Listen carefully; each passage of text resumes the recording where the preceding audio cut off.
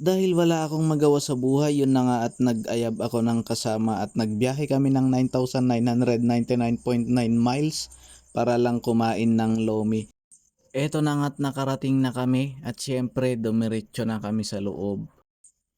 At meron din silang paninda na iba't ibang klaseng sabon, panglaba, panligo, shampoo, at pwede mo rin itong kainin kung gusto mo at pwede mo rin itong ihalo sa lomi or sa batil patong na order mo. Pero joke lang syempre. At kung makikita nyo, simple lang siya. Yun, kung makikita nyo, malinis at parang ang sarap tambayan. Ayun oh.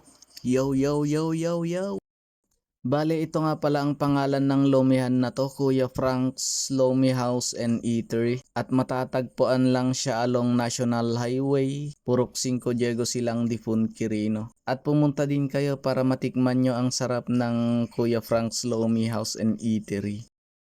At dito nga ay di na kami nagpaligoy-ligoy pa at umorder na kami. At kung makikita nyo ang toppings niya, nako sobrang dami kasing dami ng kamuro sa pagmumukha mo. Ay joke lang pala. So bale ito nga at nakapag-order na kami.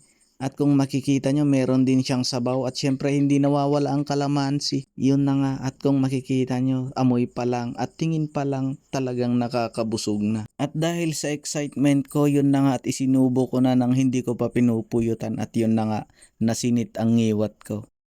At sa pangalawang subo ko syempre pinuyot-puyot ko at yun na nga nakasakangak pa nga nakatugaw. At yun na nga at munti ko nang makalimutan, meron palang kalamansi sa aking harapan. Kaya naman hindi na ako nagdalawang isip at pinisit-pisit ko na. At habang pinipisit ko nga, yung kasama ko naman tuloy-tuloy sa pagsubo. Ayan. So dire-diretso lang siya nakain ng kain dyan. Walang tigil sa pagsubo. Subo ng subo.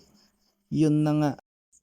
Pagkalipas nga ng 55 na segundo, anya ka no? Yun na nga at tapos na siya sa pagkain habang pasulyap-sulyap sa akin. Habang ako naman ay hirap ubusin ang aking pagkain kasi nga madami ang kanilang serving. Pero joke lang. Kunkunak lang tanabusugak lang gamin. Ayan at dito nga ay tamang higop lang ako sa sabaw. At finally, yun na nga at tapos na ako sa pagkain. Naubos ko na rin. My stomach is full again. At pagkatapos ko namang kumain dito nga ay isusunod ko ang coke na kainin. Ay tama ba ako? Kainin, kainin, kainin. Ay inumin pala. Isusunod ko ang coke na iinumin. At dito nga ay pinapakiramdaman ko ang aking tiyan kasi nga sobrang punong-puno. Tapos sinamahan pa ng coke. Dito nga't habang nagpapahinga kami ay biglang lumabas si sir, ang nagmamay-ari sa lomi. At syempre, nagkukwentohan kami, konting chismisan. At pagkatapos nga naming magchismisan dito nga ay nagpaalam na kami kasi nga uuwi na kami. Aalis na kami kasi nga tapos na kami. At kayo din, pasyal din kayo pag may time kayo. Pa-share naman at like.